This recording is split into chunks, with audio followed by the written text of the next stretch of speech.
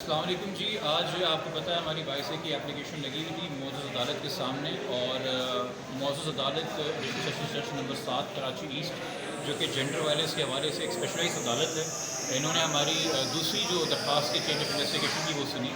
اور نہ صرف وہ گراؤنڈز جو ہم نے پہلے لیے تھے، مگر پہلی درخواست جو 1 جولائی کو ڈیسائیڈ ہوئی تھی اس وقت سے لے کے اب تک 16 تاریخ تک جو گراؤنڈز مزید ڈیولپ ہوئے ہیں اس کی روشنی میں ہم نے دلائل دی،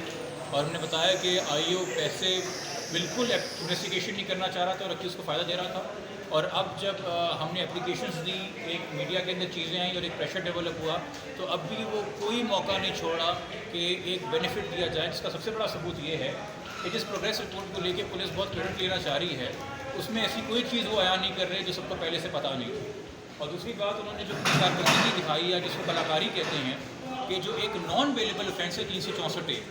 اس کو نکال کے ایک بیلیبل آفینس 363 لگانے کی کوشش کی، تاکہ جب بیل لینے کے لیے ملزم آئے تو اس کو ایڈوانٹیج ملے. جبکہ جب تک آپ نے ملزم کو گرفتار ہی نہیں کیا، انٹیروگیشن ہی نہیں ہوئی، تو آپ کیسے سیکشن چینج کر سکتے ہیں؟ آپ کو تمام سیکشن میں تفتیش کرنی چاہیے تھی.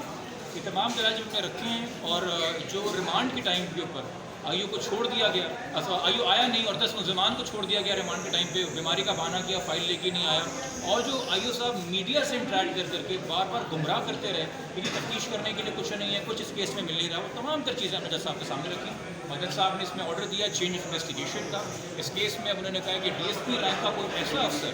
جو خواتین اور بچوں کے حوالے سے جو جرائم ہوتے ہیں اس میں ٹرینڈ ہو، ایکسپیرینسڈ ہو، اس کو اس کے اندر جو ہے لگایا جائے. اور اب یقینی طور پہ کل جو بھی نئے آئی او ہوں گے، جو بھی پولیس کا ریاست کا اس پہ موقف ہوگا، نئے آئی او کب تک آئیں گے یا کل آ چکے ہوں گے، وہ کل مجسٹریٹ صاحب کو پیشی ہے تو وہاں پہ ان کو انفارم کیا جائے. بہت شکریہ سر، تھینک یو ویری مچ.